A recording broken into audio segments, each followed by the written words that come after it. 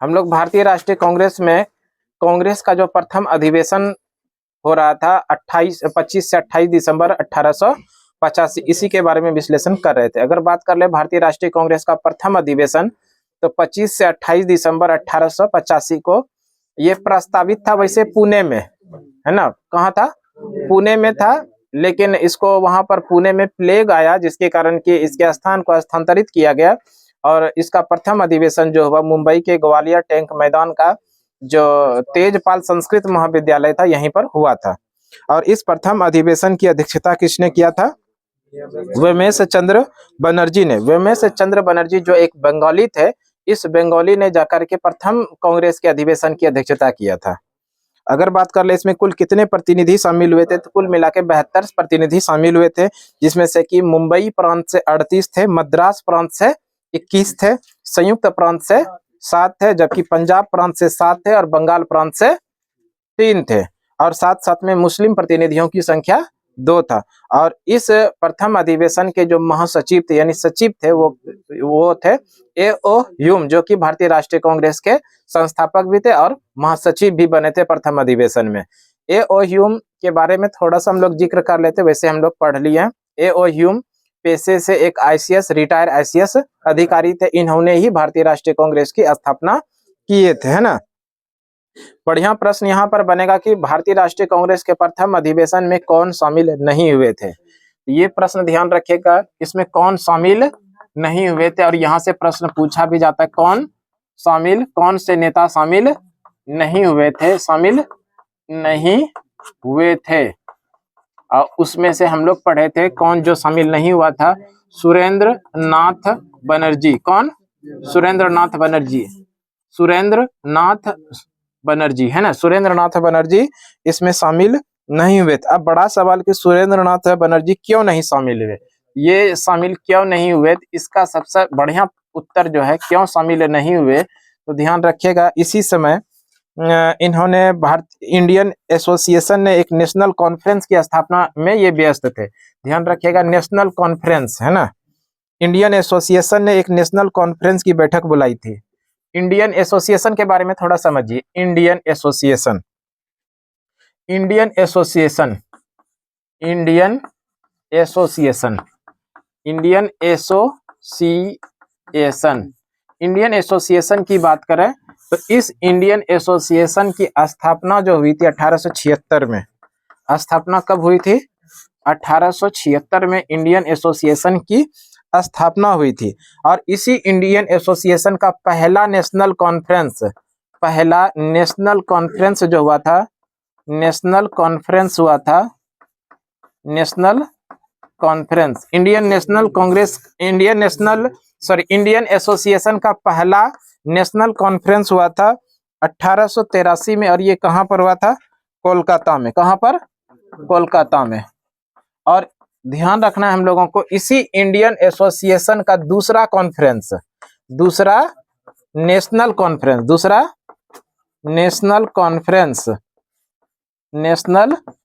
Conference जो हो रहा था, ये हो रहा था कब? 1885 में। और कहां पर हो रहा था? कोलकाता में। कहां पर? कोलकाता में।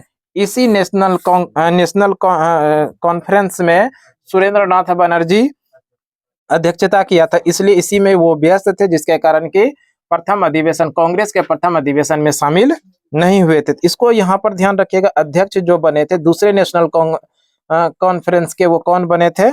सुरेंद्र नाथ बनर्जी। इसी में ये व्यस्त होने के कारण ये इसमें शामिल नहीं हो पाए थे। सीधा प्रश्न अगर आप लोग से पूछा जाएगा भारतीय राष्ट्रीय कांग्रेस के प्रथम अधिवेशन में कौन शामिल नहीं हुए थे, तो सुरेंद्र नाथ बनर्जी शामिल नहीं हुए थे। क्यों नहीं शामिल हुए थे, तो इसके पीछे की बात करें तो थोड़ा सा समझिएगा। एक संगठन था जिसका नाम है इंडियन एसोसिएशन। क्या है? Indian association. और इंडियन एसोसिएशन के बारे में बात करें तो इसकी स्थापना कब हुई थी? 1876 में इंडियन एसोसिएशन की स्थापना हुई थी। और इसी इंडियन एसोसिएशन का पहला नेशनल कॉन्फ्रेंस 1883 कोलकाता में हुआ था। और इसी इंडियन एसोसिएशन का दूसरा नेशनल कॉन्फ्रेंस जो हुआ था 1885 में हुआ था। और कहां पर? कलकत्ता में, जिसकी अध्यक्षता किया था सुरेंद्र नाथ बनर्जी। सुरेंद्र नाथ बनर्जी दूसरे नेशनल कॉन्फ्रेंस में बिजी होने के कारण भारतीय राष्ट्रीय कांग्रेस के प्रथम अधिवेशन जो कि मुंबई में हुआ था, जिसकी अध्यक्षता वेमेश चंद्र बनर्जी ने किया था इस अधिवेशन में, और इस व्यस्तता के कारण इसमें प्रथम अधिवेशन में सुरेंद्रनाथ बनर्जी शामिल नहीं हो पाए। कांग्रेस की स्थापना हुई, इसी समय से कांग्रेस के जो विरोधी नेता थे, कांग्रेस का हमेशा शुरुआत से ही विरोध किए थे, वो थे सर सैयद अहमद खान। ध्यान रखेगा कि कांग्रेस के स्थापना के समय से ही कांग्रेस के जो विरोधी नेता थे वो कौन थे? Sir Syed Ahmad Khan. Sir Syed Ahmad Khan, sir Syed Ahmad Khan, Ahmad Khan. ये किस तरह से विरोध किए थे उसको भी देख लेंगे। अच्छा, ये विरोध क्यों कर रहे थे? विरोध करने का जो सबसे बड़ा रीजन था, इनको लगता था कि अंग्रेज सरकार मुस्लिमों को किसी भी तरह का लाभ नहीं देगा, है ना। जितना भी लाभ मुस्लिमों को दिया जा रहा है वो सारा अंग्रेज सरकार यानी ब्रिटिश सरकार क्या करेगा? छीन लेगा। इसीलिए इन्होंने कांग्रेस का विरोध किया था। शुरुआत से ही विरोध किए और अंत तक ये विरोध करते ही रह गए। अब विरोध किस तरह से किए थे? उन्होंने एक संगठन बनाया। इसी सर सैयद अहमद खान एक संगठन बनाया जिसका नाम है मोहम्मडन, ऐसा शॉर्ट में लिख लेते हैं, Mohammedan educational conference, educational conference, Mohammedan educational conference की स्थापना किया। कॉन्फ्रेंस की स्थापना, मोहम्मडन एजुकेशनल कांग्रेस की स्थापना। ये स्थापना जो इन्होंने किया था कब? 1886 में। 1886 में सर सैयद अहमद खान ने कांग्रेस के रूप में, यानी कांग्रेस तो इधर स्थापना किया और सभी नेता ने, और इसके विरोध में, इसी के विरोध में यानी कांग्रेस के विरोध में ही सर सैयद अहमद खान ने एक नया संगठन बनाया जिसका नाम है मोहम्मडन एजुकेशनल कॉन्फ्रेंस। इसकी स्थापना कब होती है? 1886 में। किसके द्वारा? सर सैयद अहमद खान। इसका मुख्य उद्देश्य क्या था? इसका जो उद्देश्य था, शिक्षित मुसलमानों को कांग्रेस में भाग लेने से रोका जाए। इसको भी ध्यान रखिएगा, शिक्षित मुसलमानों को, है ना, शिक्षित मुसलमानों को कांग्रेस में भाग लेने से रोका जाए। कांग्रेस में भाग लेने से रोका जाए।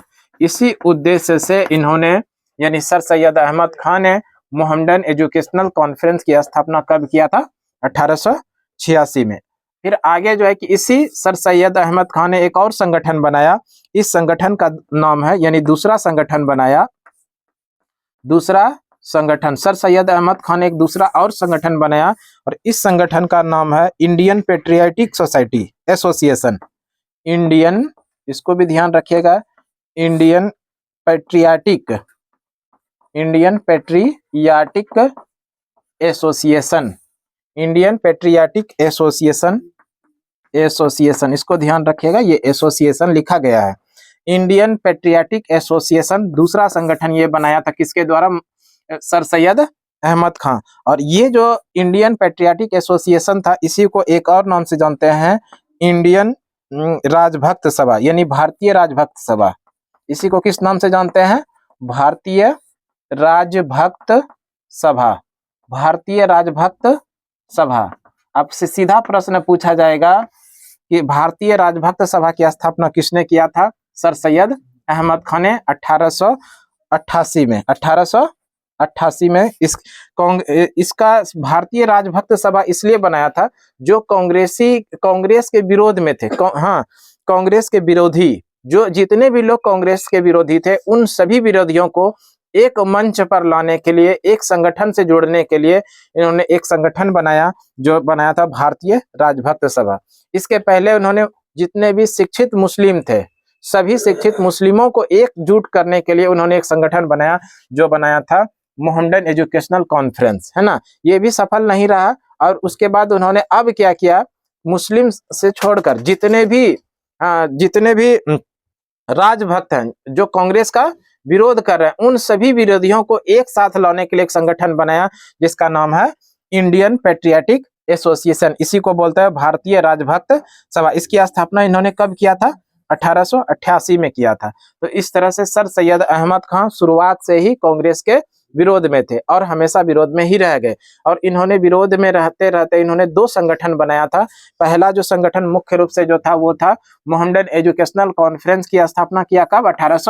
1986 में। इसका उद्देश्य था शिक्षित मुसलमानों को कांग्रेस में भाग लेने से रोका जाए। शिक्षित मुसलमानों को कांग्रेस में भाग लेने से रोका जाए। इसमें आप लोग अंडरलाइन कर लीजिएगा, भाग लेने से रोका जाए। दूसरा संगठन बनाया इंडियन पेट्रियाटिक एसोसिएशन। दूसरा संगठन कौन सा था?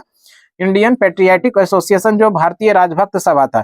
इसमें क्या था, जितने भी कांग्रेस के विरोधी थे, जितने भी कांग्रेस के विरोधी थे, चाहे हिंदू हो, मुस्लिम हो, सिख हो, ईसाई हो, उससे कोई मतलब नहीं, केवल और केवल वो क्या चीज होना चाहिए, कांग्रेस का विरोधी होना चाहिए। उन सभी विरोधियों को एक साथ लाने के लिए उन्होंने एक संगठन बनाया जिसको कि कहा जाता है इंडियन पेट्रियाटिक एसोसिएशन। इसकी स्थापना सर सैयद अहमद खान ने कब किया था? 1888 में। भारतीय राष्ट्रीय कांग्रेस के दूसरे अधिवेशन के बारे में हम लोग बात कर लेते हैं। भारतीय राष्ट्रीय कांग्रेस का दूसरा अधिवेशन है ना, भारतीय राष्ट्रीय कांग्रेस का दूसरा अधिवेशन, कांग्रेस का दूसरा अधिवेशन, भारतीय राष्ट्रीय कांग्रेस का दूसरा अधिवेशन जो हुआ था वो 1886 में हुआ। कब हुआ?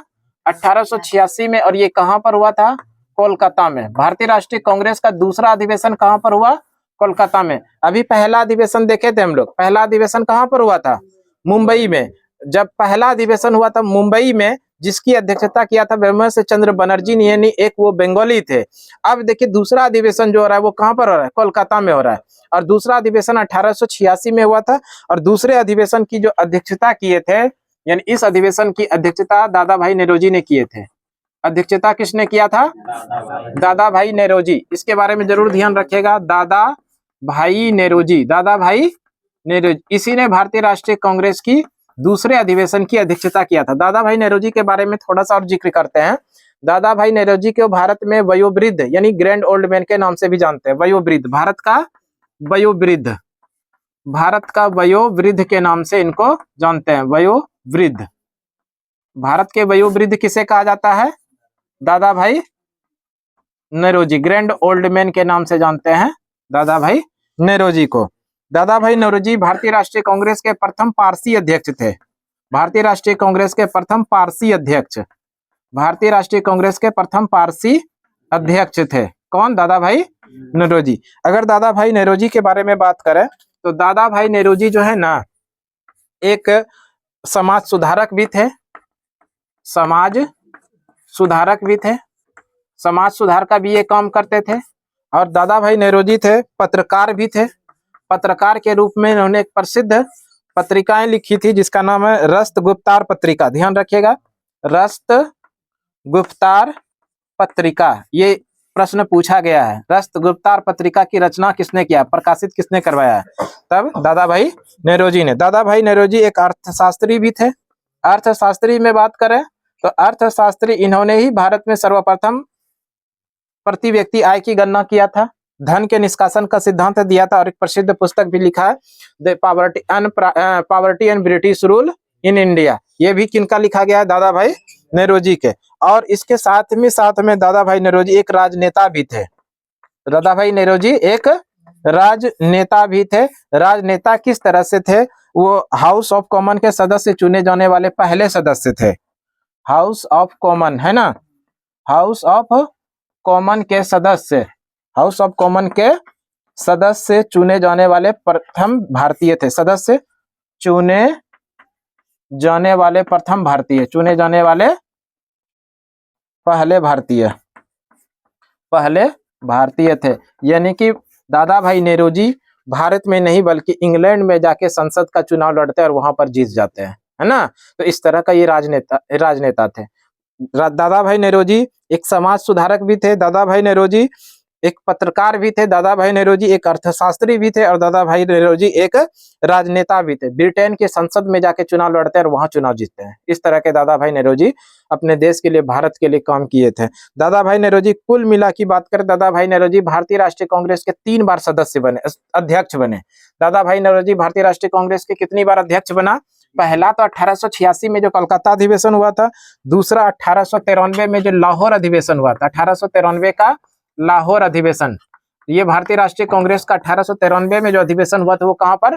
लाहौर में। और इस अधिवेशन की अध्यक्षता किसने किया था? दादा भाई नेरोजी ने। 1906 में जो कलकत्ता अधिवेशन हुआ, 1906 का कलकत्ता अधिवेशन, इस अधिवेशन की अध्यक्षता भी किसने किया था? दादा भाई नेरोजी ने। दादा भाई नेरोजी भारतीय राष्ट्रीय कांग्रेस के अध्यक्ष के रूप में 3 बार निर्वाचित हुए, अध्यक्ष 3 बार बने। पहला जो बना 1886 में जो कलकत्ता में हुआ, दूसरी बार जो अध्यक्ष बना 1893 में जो लाहौर के अंदर अध्यक्ष बने, और तीसरी बार फिर 1906 में जो कलकत्ता के अंदर अधिवेशन हुआ। इस अधिवेशन की भी अध्यक्षता किसने किया था? दादा भाई नेरोजी ने। दादा भाई नेरोजी का एक कथन जो है बहुत ही ज्यादा फेमस है और कई बार एग्जाम में प्रश्न देखने के लिए मिला। इस कथन को आप लोग जरूर ध्यान रखिएगा। दादा भाई नेरोजी ने कहा था, राजा जनता के लिए बना है, राजा जनता के लिए बना है, जनता राजा के लिए नहीं। ये कथन किनका है? दादा भाई जरूर ध्यान रखिएगा। दादा भाई नेरोजी का एक कथन बहुत ही ज्यादा फेमस है, कई बार एग्जाम में प्रश्न देखने के लिए मिला है कि ये कथन किनका है। कथन था, राजा जनता के लिए बना है, ना कि जनता राजा के लिए, है ना। तो ये बेहद ही फेमस इसका कथन है, याद रखिएगा। कथन क्या था? राजा जनता के लिए बना है, जनता राजा के लिए नहीं है ना। ये कथन किसका? दादा भाई नेरोजी। दादा भाई नेरोजी भारतीय राष्ट्रीय कांग्रेस में उदारवादी दल के नेता थे। उदारवादी यानी कि नरम दल के नेता थे, इसको भी ध्यान रखिएगा। वैसे दादा भाई नेरोजी के बारे में पूरा एक्सप्लेन करेंगे, क्यों वो क्या क्या किए थे, और भी पूरा डिटेल उसको देखेंगे आगे, है ना।